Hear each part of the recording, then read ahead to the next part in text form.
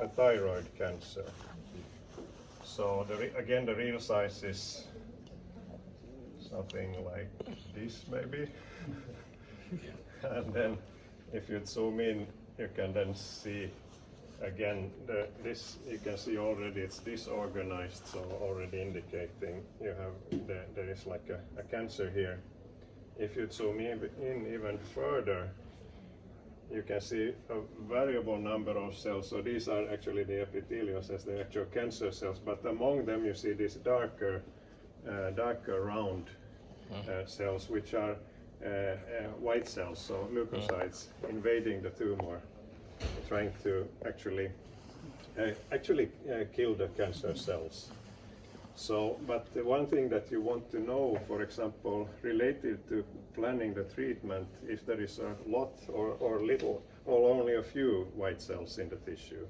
And counting this by eye is very tedious, and maybe a skilled observer could count them in just a small region, maybe some hundreds of cells. But as you can see, this is a huge landscape. So then if we apply, we train and apply an AI to do this, then you can understand that now we can visualize the white cells that the AI has detected. So now we can actually identify every single white cell in the tissue and count them, the exact number.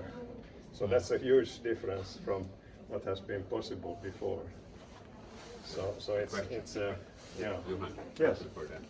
So basically, in the cancer precision part, Yeah. you have like tumor genomic testing, right? And Yeah. you're helping them do the Yes. analysis. Yeah, we have shown that we can also, by analyzing the morphology of the cancer, we can actually predict the mutational status. Really? Also. Yes, because it is reflected in the morphology.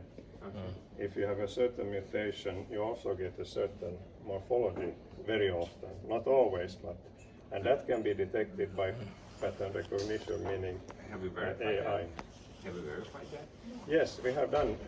We can reach quite high accuracy, not far from 100%, but also very much higher than just tossing a coin. So something in between. AUC maybe some 0.7 or something in the order of predicting a molecular status from the morphology. And are you doing that in clinical practice or just for research? For research for now, but there are already companies that actually will provide these as products. I mean, So I know it about FMI. yes, Yeah, that's the reason why I'm asking. exactly. Yeah. So, Yeah, okay. but I show you one more example. Let me check here. I'll show you this. Yeah, what we also have worked on a lot is that these, you see these spots, the round spots. Each of the spots represents a sample of a tumor from breast cancer patients. So each spot is a patient, and for each of these samples, we know the outcome. So we know if the patient survived the breast cancer or not. And we have a long follow-up, so up to 15 years. So we can be quite sure about the outcome. And instead then of training features that are determined by an expert, we use the cancer outcome as the endpoint. And then we let the machine learning find associations between the tissue morphology and the outcome. And that we have shown also that we can reach accuracies 0.6 to 0.7 in AUC. Some claim even higher, I'm not sure. But then the issue is, of course, that the AI sees patterns that are predictive of outcome, which is very interesting. And which is actually also what pathologists do when they do the diagnosis. They also look for features that predict the outcome. But now the machine has learned also features. So what we now really are trying to find out is that if we can show from where the signals that the AI has found, where are they located and what do they mean? And that is like explainable AI. But it's a non-trivial thing, but we have done a lot of experiments. So here you can see some of the early experiments we did. Visualizing in red here are areas that indicate a poor outcome of the patient, and blue areas indicate a more favorable outcome. According to the machine. According to the machine, according to the training of the AI, with outcome as the endpoint. So our reasoning here is that when we use outcome as the endpoint, we call it outcome supervised learning, so that we could find also something new, something that has not been seen by humans before.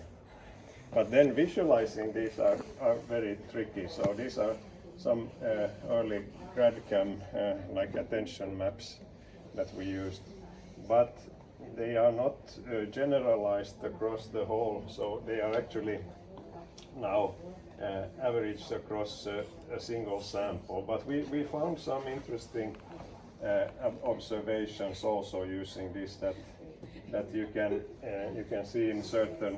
Here it focuses on the actual epithelial cells, which is quite natural because these are the real like cancer cells, and less on the stromal part, on the connective tissue. And we have seen similar also then in some samples it focuses on the white cells in the tissue, so the lymphocytes, the leukocytes, which are also known to be important for the cancer outcome. So we are now trying to explore this in more detail to actually then be able to make some new discoveries. And I think that this should be done in much larger extent, this outcome supervised learning. Outcome can be the survival of cancer, it can be the response to treatment, it could be the biomarkers, the mutations. So something that is not dependent on a subjective observer, because that is going to still be a problem if we use these expert supervised methods. What explainability method did you use? This was, I think I can't remember exactly which, but GradCam has been one of the methods that we have been using quite a lot. We're doing quite a lot of explainability. Okay. LRP comes from us, and, and we're just about to publish something new. Okay. Where we train concepts together with the classification results. So we can basically, you can have ideas about a concept that might be relevant. You can train it together with the classification outcome, and this way gain knowledge. Yeah, we would be very interested in exploring those, because we are now in the process of starting a new project exactly on this, because we have gathered a large series of breast cancer cases with known outcome. So now, it would be a good time to continue on. But now I think in the interest of time, we probably soon, if you want to test this, feel free. Bastian, you should take this to me. I thought of you, Bastian. I thought of you. I think you. So but you can test it. It's really responsive. So, but this is a special technique behind this screen. It's called Multitaction, the company. What they do is they have infrared cameras. I think there are 32 cameras behind each of these 4 panels. So 100 something, 128. Thank you. 128 cameras, and it's filming your hands when you through the screen. So they have some patents on that. So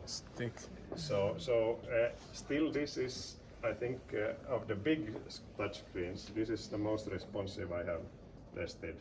So you can check. It's really